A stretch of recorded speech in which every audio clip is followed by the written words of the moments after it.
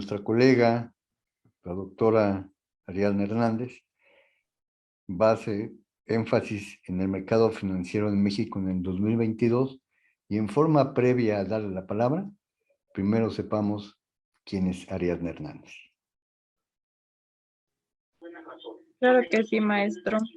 La doctora Ariadna Hernández Rivera es especialista en economía, finanzas y educación financiera.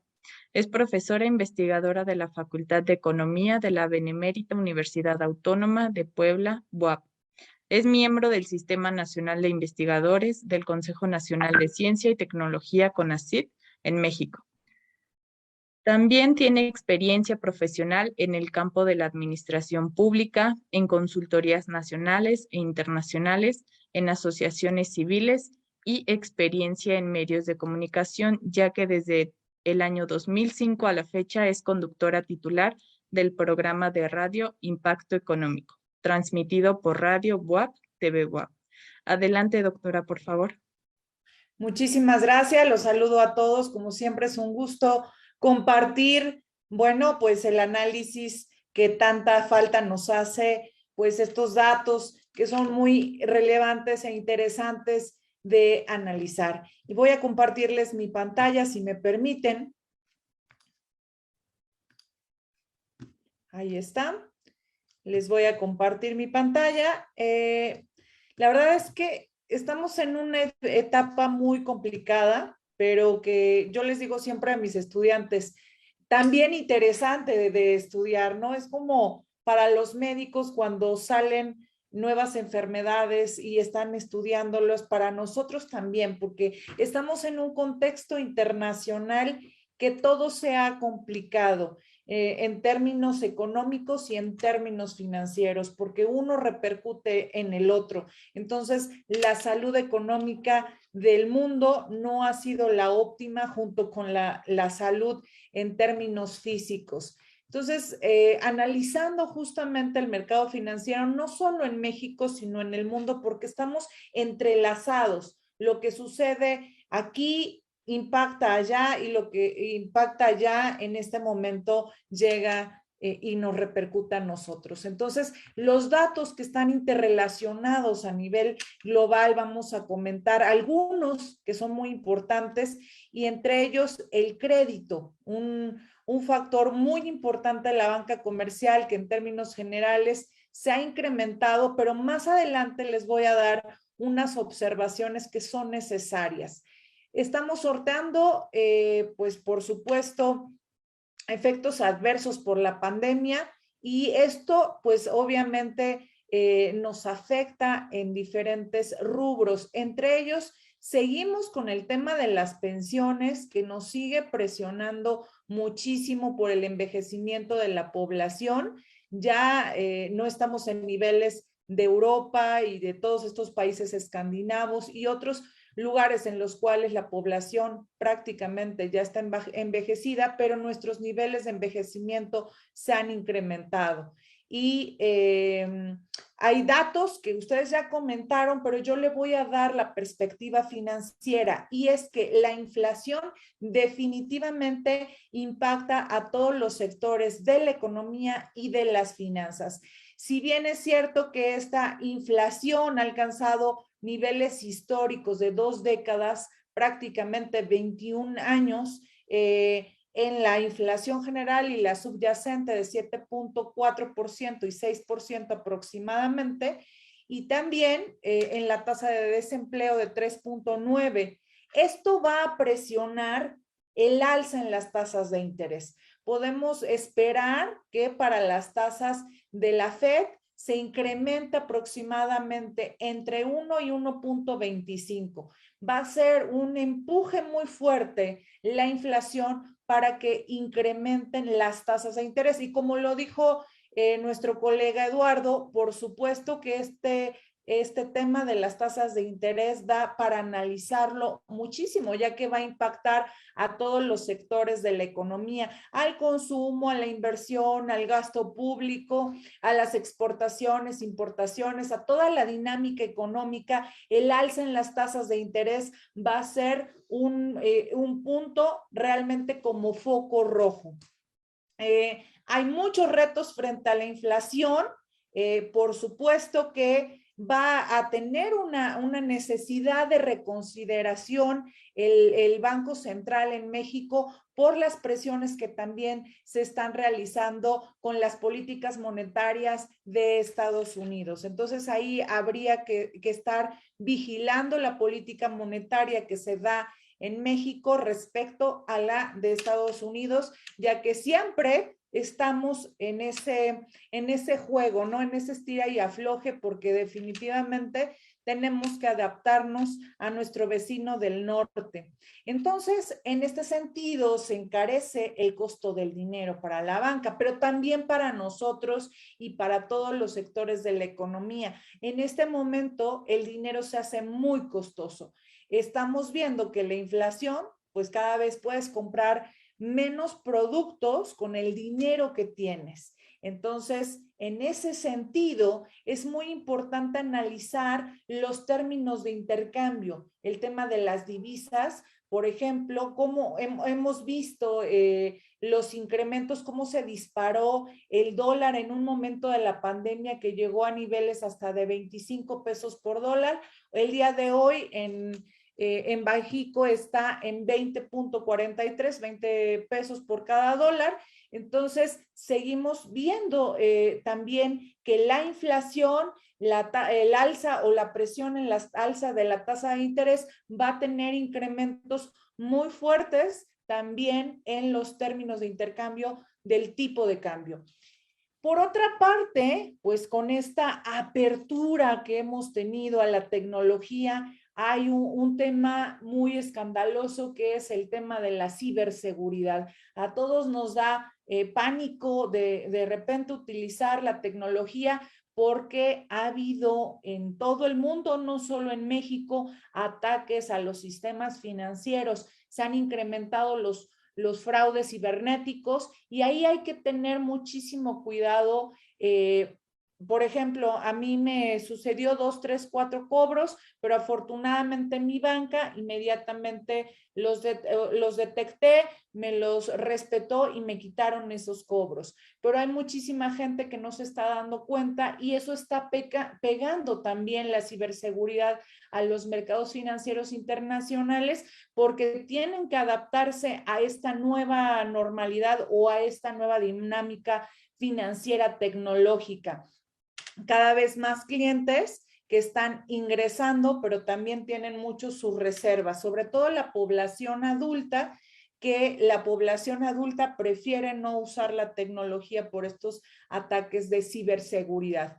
Por otra parte, lo hemos visto en el año pasado, en el 2021, Standard & Poor's ratificó su calificación para México y esta calificación que fue BB3 triple B más. Sin embargo, todavía hay consideraciones de los analistas sobre esta pues observación financiera en la cual se sugiere que seamos hasta cierto punto cautelosos porque en cualquier momento pueden modificarse.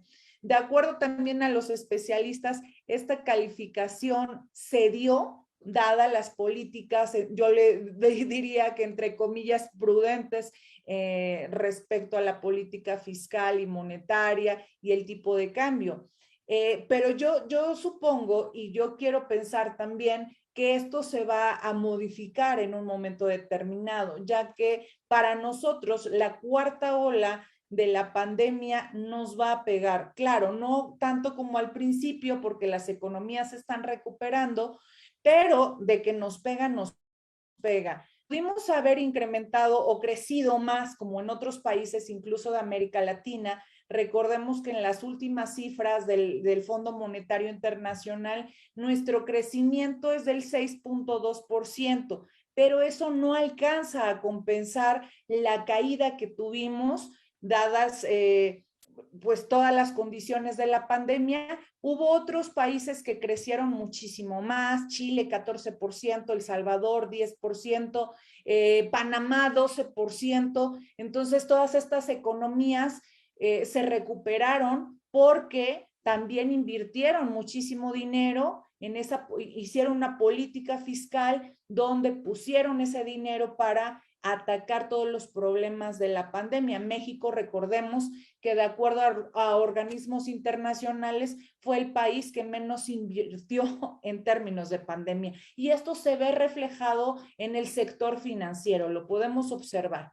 Por otra parte, tenemos un dato bueno, que es el dato de las remesas, que impacta definitivamente al sector económico y financiero.